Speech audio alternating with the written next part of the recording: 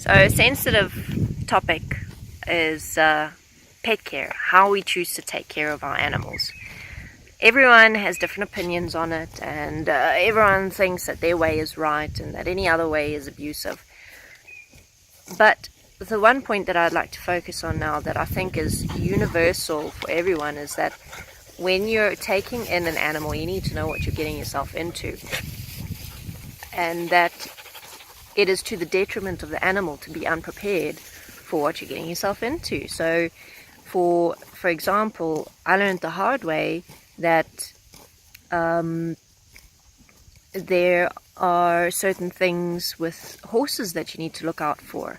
I learned through things going wrong, through horses getting sick or getting injured or things not healing properly, that there was better and more and less effective ways to do things, and it was to the detriment of those horses. I didn't know enough in the beginning, and you could argue that okay, well, it is a process of learning, and a lot of the time, yes, there is no other way to learn other than to actually hands-on go through it and do it and actually physically learn.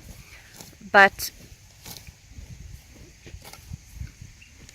there certainly are ways that we could mitigate those detrimental effects to the animals, such as volunteering in an area or in a place where you can hands-on go and learn about things before actually getting your own animal that you have to take care of yourself, and make those mistakes without having anyone to guide you.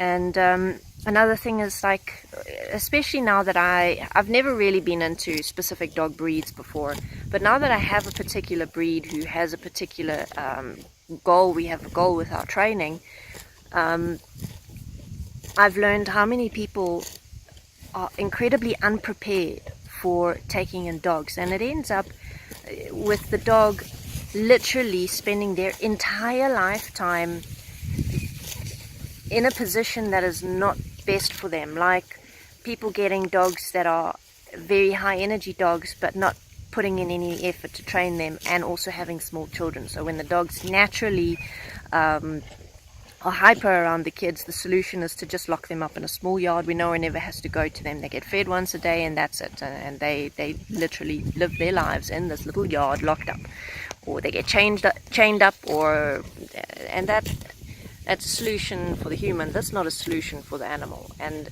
this happens so much. So I think that the best way to go about considering getting any animals, A, don't rush it, B, investigate and learn everything you can before you take on that responsibility, even if it is a process that spans over 6 months or a year. I've learned so much in the last year about dog training, about breeds of dogs and things like that, and how very different they can be, and how much I was actually unprepared after the fact, after I had encountered issues and I had to go and figure out solutions. So I could have saved myself at least some trouble, and the dog at least some trouble, if I had gone and done that research thoroughly in the first place. So take your time, don't rush. Make sure that you are as prepared as you can be. I'm not saying be overboard about it, because there are, it is unavoidable. There will be some things that the only way that you'll learn about it is by actually going through it. But for most of the things, for the basic principles, especially when it comes to basic health care, basic personality traits, energy requirements, training methods, and things like that, we could, a lot of us, most of us, could prepare ourselves a heck of a lot better. And that would be so much better for animals that we take in. Thank you for watching. You're going to see me next time.